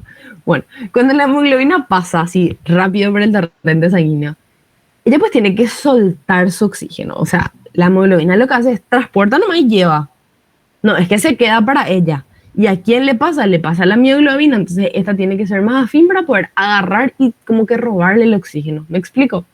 Bueno, algo importante es, el grupo hemo solo es así inútil. Inútil. Tiene que estar sí o sí en una proteína, ya sea mio o ya sea hemo, o hemoglobina, a eso me refiero.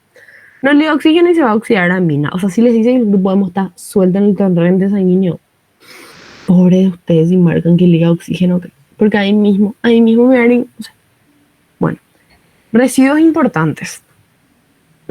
Es mi argel, pero hay dos.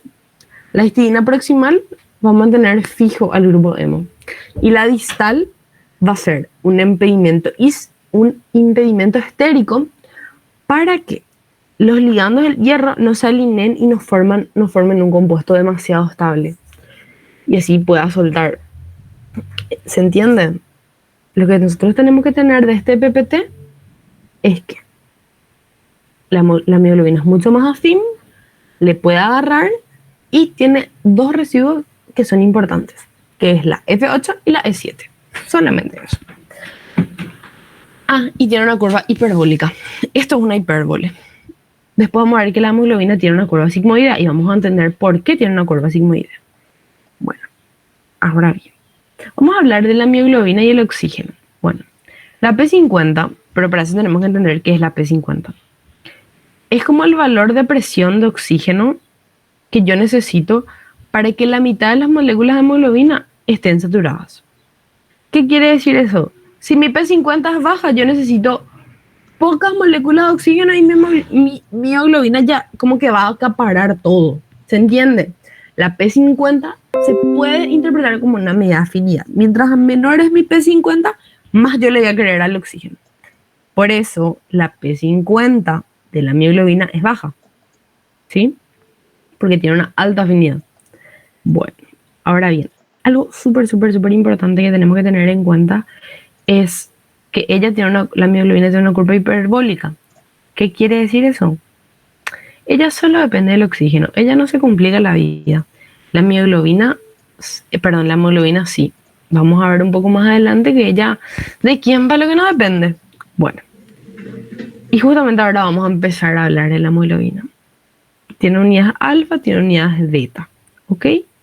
No hay puentes de disulfuro, tampoco interacciones, o sea, y tenemos interacciones no covalentes. Y acá hay un cuadro comparativo que no es para que sepamos de memoria cuántos residuos tiene, de qué cromosoma sale, no. Es para que nosotros podamos diferenciarles a ellas dos. Y me parece que esto no mencioné, la mioglobina está en el músculo, ¿sí? Es la proteína que guarda el oxígeno en el músculo para cuando nosotros nos vayamos, hagamos ejercicio, el músculo tenga el oxígeno necesario para realizar su función. Y la hemoglobina es la que se encarga de llevar a todos los tejidos, ¿verdad? Es como un colectivo, la hemoglobina, tipo, se encarga de repartir a todo el mundo oxígeno. Ahora bien, la mioglobina es monomérica de un solo péptido, depende. La hemoglobina depende de 4, ¿sí? Ahora, por favor, esto tatúense con tinta de San Antonio. Tiene una alta afinidad por el oxígeno la mioglobina y la hemoglobina tiene una baja afinidad, ¿ok? Y esto se pregunta, la mioglobina tiene una curva hiperbólica, ¿sí? Sin embargo, la hemoglobina es sigmoidea. ¿Por qué sigmoidea? Porque presenta cooperatividad. Y después vamos a ver lo que es cooperatividad. Y a la mioglobina lo único que le importa es el oxígeno, pero la hemoglobina es tan especial esa proteína que sí tiene que depender de otros factores para su regulación. ¿Ok? Bueno, sigamos. Bueno, esto, si me preguntan, ¿es probable que salga? Yo les voy a decir no es probable que salga. porque es un final y esto es demasiado específico ya, ¿sí? Pero está acá por si quieran ver. Pero no sé. No. Creo que yo vi los exámenes y nunca se preguntó algo así. En un parcial, güey. Pero que sí se pregunta, y capaz no se pregunta tal cual, pero es un concepto que ustedes tienen que tener para poder responder cuando la hemoglobina está tensa, cuando está relajada. Ella está tensa cuando suelta el oxígeno. Está tensa porque no le tiene al oxígeno. Es como una ex histérica. Hola. Pero en serio, o sea, cuando no les tiene el oxígeno es re tensa. Ahí presenta una baja afinidad por el oxígeno, por eso le suelta. Está relajada cuando le tiene el oxígeno, por ende tiene una alta afinidad. ¿Me explico? Tiene una curva sigmoidea que creo que ya dije 32 veces y presenta cooperatividad. Presenta cooperatividad. Sí, y ahora vamos a ver qué es lo que es la cooperatividad. Bueno, es una propiedad que presentan las proteínas oligoméricas, ¿ok? En este caso le vamos a hablar al oxígeno.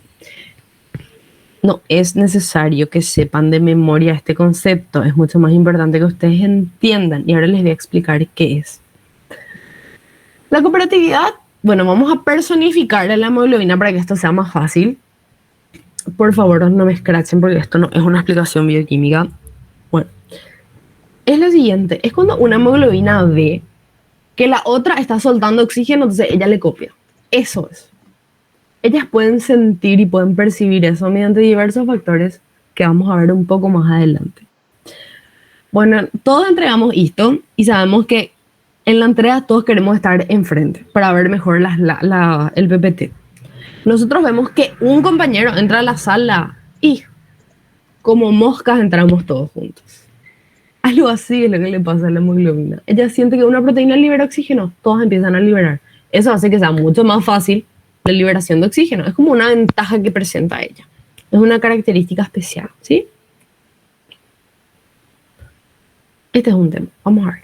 La cooperatividad confiere como ventaja a la hemoglobina mayor capacidad de oxigenación en ambiente con baja presión de oxígeno. No, ¿alguien me puede decir qué está mal con este tema?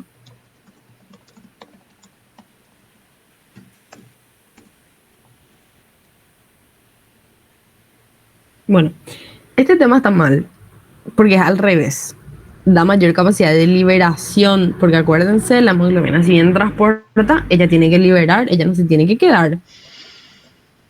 Vamos a la B, mayor capacidad para liberar oxígeno cuando se encuentre en un pH bajo ninguna circunstancia. Ese es el efecto Bohr, y el efecto Bohr vamos a ver más adelante. Menor sensibilidad a protones en el transporte de oxígeno. Nada que ver, luego. Mayor capacidad para entregar oxígeno que otra proteína con igual P55 operatividad. Puntito. Mayor afinidad por el oxígeno que otras 5 operatividad. No, es la D. ¿Por qué? O sea, yo me acuerdo que Noldin dijo esto en la última entrega que tuvimos. Muchas veces vos no vas a marcar una opción múltiple porque sabes la respuesta. Vas a marcar porque tiene toda la pinta de ser la correcta. Y la D tiene toda la pinta de ser la correcta. Entonces vos puedes no saber, pero tener un concepto grande de que la hemoglobina lo que hace es entrega oxígeno y que la cooperatividad es a lo que le ayuda a entregar oxígeno. Entonces ahí marcas la D. ¿Sí? Y ahora vamos a ver de qué depende. De qué depende la afinidad de la hemoglobina por el oxígeno. Para eso tenemos que diferenciar dos cosas primero. ¿Cuál es la diferencia entre cooperatividad y alosterismo? Cooperatividad ya le expliqué, ¿verdad? Ahora, alosterismo. Bueno, alosterismo es lo que vamos a ver ahora. Es cuando un compuesto, una especie, se liga a la hemoglobina y hace que disminuya. ¿Sí? Eso es alosterismo. Bueno, y tenemos 5. El efecto Bohr, que va a disminuir su afinidad. Todas, de hecho, todas disminuyen su afinidad. O sea, no sé, hagan drama por eso. Pero sí tienen que saber que el efecto Bohr está ligado con los protones. Fun fact, Bohr describió mucho acerca de los protones, entonces por eso yo me acuerdo de él. Iones cloruro, vamos a ver, y este es re importante, el de los iones cloruro, porque ahí hablamos del ciclo isohídrico, y eso es muy importante. Entonces, los iones cloruro disminuyen su afinidad, el dióxido de carbono también, el óxido nítrico. A este denle un puntito porque este es especial. y los fosfatos inorgánicos, ¿sí? Vamos a ir viendo primero el efecto Bohr. Descarga más oxígeno en los tejidos metabólicamente activos. ¿Por qué? Porque los tejidos metabólicamente activos producen más protones. Es como un sensor de movimiento que tiene la hemoglobina. Porque si vos te vas, corres Ñuguazú 2 veces, vos vas a necesitar muchísima energía para hacer eso. ¿Qué va a hacer tu cuerpo? Van a hacer los músculos que estás usando en ese momento? Es decir, tus piernas van a liberar protones a consecuencia, a coste de la producción de energía. Entonces, cuando la hemoglobina pasa, por ejemplo, por tu cuádriceps, o sea, por la arteria que está cerca de tu cuádriceps, esos protones se van a unir a la hemoglobina, van a disminuir van a disminuir la afinidad que tiene por el oxígeno y va a soltar. ¿Se entiende? La disminución del pH va a disminuir la afinidad de la hemoglobina por el oxígeno. ¿Ok? Y acá es a lo que pongo otra vez. Cuanto menor es el pH, mayor va a ser la cantidad de residuos protonados, mayor va a ser la cantidad de pares iónicos, y así se va a consolidar la forma tensa. ¿Entienden? Y al consolidar la forma tensa, se consolida la forma desoxigenada de la hemoglobina. ¿Se entiende? Acá está tipo la ecuación, pero no. Lo más importante es que ustedes entiendan qué es lo que es el efecto Bohr. Que el efecto Bohr, vean un poco este acá. Y no sé qué pasó. Bueno, acá. Bohr con H hidrógeno. ¿Sí? Bueno, el efecto Bohr disminuye la afinidad. ¿Por qué? Porque protona residuos que consolidan la forma tensa. Es decir, disminuye la afinidad. ¿Se entiende? Bueno, voy a tomar ese silencio largo como un sí. A ver, el cloruro. Bueno, el cloruro se va a unir a la hemoglobina desoxigenada más que a la hemoglobina oxigenada, y lo que va a hacer es, va a facilitar la entrada de cloruro al eritrocito y la facilidad, o sea, la salida de bicarbonato. Y ustedes me van a decir, pero ¿cuándo nosotros empezamos a hablar de cloruro y bicarbonato? Eso me van a aguantar un chiquitito porque está en el otro PPT, ¿sí? Lo que sí tienen que saber es que el cloruro disminuye la afinidad de la hemoglobina por el oxígeno. Después vamos a ver cómo se relaciona el cloruro y el bicarbonato. Y ahora vamos a ver. Tenemos otro que es el dióxido de carbono. ¿Ok? El anión bicarbonato resulta de la reacción del dióxido de carbono con agua. Y el bicarbonato se va a unir a los grupos aminos y va a consolidar la forma tensa. Y acá vamos a empezar a hablar del bicarbonato que está acá, del dióxido de carbono que está acá. Y el cloruro es a lo que después vamos a ver. Bueno, el CO2, estamos en los músculos. El CO2 se produce en la cadena transportadora de electrones cuando nosotros producimos energía. Eso sabemos. Ahora bien, ese CO2 se tiene que transportar desde nuestros músculos hasta nuestro pulmón para que se pueda llevar a cabo el intercambio gaseoso, ¿sí? Nosotros cuando exhalamos sacamos dióxido de carbono, que es el material de desecho de nuestro cuerpo. Pero ¿qué pasa? El dióxido de carbono no puede estar volando por nuestra sangre, entonces como que se transforma, se maquilla, ¿ok? La anhidrasa carbónica lo que hace es CO2 más agua para dar bicarbonato. Este bicarbonato está en los músculos, tiene que entrar al eritrocito. Entonces, entra el eritrocito a coste del cloruro. Ahí es donde entra el cloruro a tallar en esta ecuación, ¿sí? Bueno, este circula, pum, anhidrasa carbónica otra vez en los pulmones. Entonces, lo que hace es revierte, porque esta es una reacción reversible, revierte la reacción y me libera CO2 para la exhalación. ¿Está bien? Ese es el ciclo isohídrico. Eso nomás. El transporte que tiene el CO2, o sea, cómo se transporta el CO2 del músculo a los pulmones. Ahora bien, vamos a meterle a la hemoglobina acá. Pero vamos a hacer al revés. La hemoglobina está libre, está en nuestro pulmón, pum, le enchufan un oxígeno. Lleva hasta los músculos, libera. ¿Y qué pasa acá?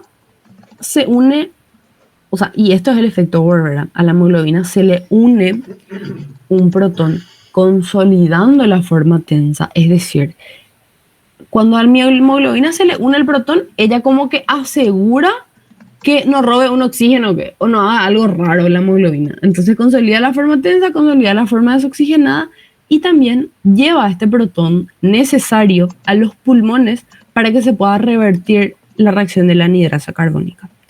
Ahora bien, la formación de carbamatos favorece las interacciones de la forma tensa, o sea, consolida que se mantenga desoxigenada. ¿Está bien? Ahora, la unión del CO2 a la hemoglobina justifica solamente el 5% del CO2 total en la sangre, que es la mitad otra vez del recambio circulatorio. ¿Ok? Y esto es importante. El dióxido de carbono no se liga al grupo hemo. Esto es muy preguntable. ¿Está bien? Y no sé qué dice. Bueno, perdón. Ignoren esa ahí que salió. Bueno. Y después el óxido nítrico. Bueno, el óxido nítrico lo que produce es una vasodilatación. Que es lo mismo, ¿verdad? Una vasorelajación para que pueda llegar mayor oxígeno, o sea, y sin mayor oxígeno, mayor cantidad de sangre al tejido metabólicamente activo. Eso es lo que hace el óxido nítrico. Y por último, le tenemos al 2,3 bifosfoglicerato, que es re importante. Hace una relación 1:1 por cada hemoglobina, una molécula de bifosfoglicerato y va a disminuir la afinidad por el oxígeno. ¿Está bien? Y esto, Dios mío, es recontra importante. ¿Por qué? Porque gracias a este sistema de 2,3 bifosfoglicerato se garantiza que el feto en la gestación reciba oxígeno. ¿Y por qué? Porque la hemoglobina fetal no es igual a la hemoglobina de una persona madura. ¿Está bien? La hemoglobina fetal tiene una menor afinidad por el 2,3 bifosfoglicerato. ¿Eso qué quiere decir? Que la hemoglobina del baby, que está en la panza de la mamá, es mucho más afín al oxígeno. Entonces, cuando ese oxígeno pasa al bebé, el bebé, o sea, la sangre del bebé es capaz de agarrar ese oxígeno y poder alimentarse y poder crecer y realizar todas sus funciones. ¿Está bien? Lo que tienen que saber es que la hemoglobina fetal tiene una menor afinidad por el 2,3 bpg. Dios mío, mi subrayado. Prometo practicar mi pulso. Por lo que es más afín al CO2. ¿Está bien, chicos? Esto es lo más importante. Bueno, a ver. Cuando los eritrocitos circulan cerca de un músculo con intensa contracción, imagínense que ustedes se fueron al gimnasio y hicieron mucho ejercicio, el exceso de protones modifica la conformación de la hemoglobina, que reduce la afinidad por el oxígeno. ¡Oh! ¡Qué interesante! El pH del medio desplaza la curva de saturación a la izquierda. Bueno, esto es un tema muy more. O sea, este es el ítem muy more, porque para eso tienen que dibujar. Así que vamos a pasar. La oferta de protones modifica la conformación de la hemoglobina y aumenta su afinidad por el oxígeno. No, disminuye. El exceso de CO2 reemplaza el oxígeno en la unión con el grupo hemo y desplaza la curva de saturación hacia la derecha. No, el CO2 nunca se une al grupo hemo. El aumento del pH. Este ya está mal de entrada. Porque los tejidos con intensa contracción van a presentar disminución, no aumento. Entonces nos vamos otra vez a la A. El exceso de protones modifica la conformación de hemoglobina, cierto, y reduce su afinidad por el oxígeno. Y proteínas plasmáticas, que es lo ultimísimo que vamos a ver hoy. Lo único que tenemos que saber de las proteínas plasmáticas es que se sintetizan en el hígado, por ejemplo, las albúminas o en la médula ósea, como las inmunoglobulinas, ¿ok? Y ahora bien, nosotros tenemos que diferenciar entre plasma y suero. Plasma es la fase líquida de la sangre circulante. Nosotros vamos a extraer la sangre, vamos a ponerle un anticoagulante y eso vamos a estudiar. Ahora bien, el suero es la fase líquida. Cuando vos haces que coagule, es la fase líquida resultante de la coagulación de la sangre. ¿Eso qué quiere decir? Que vos no le pones anticoagulantes, ¿ok? Vos sacás la sangre, recoges, no le pones agentes anticoagulantes, haces que coagule, retiras eso y pasas y estudias la fase líquida, ¿ok? Suero con anticoagulantes. Eso nomás es importante que se acuerden. Ahora bien, las proteínas séricas, ¿dónde están? Están en el suero, ¿sí? Y las principales son la albúmina y la globulina.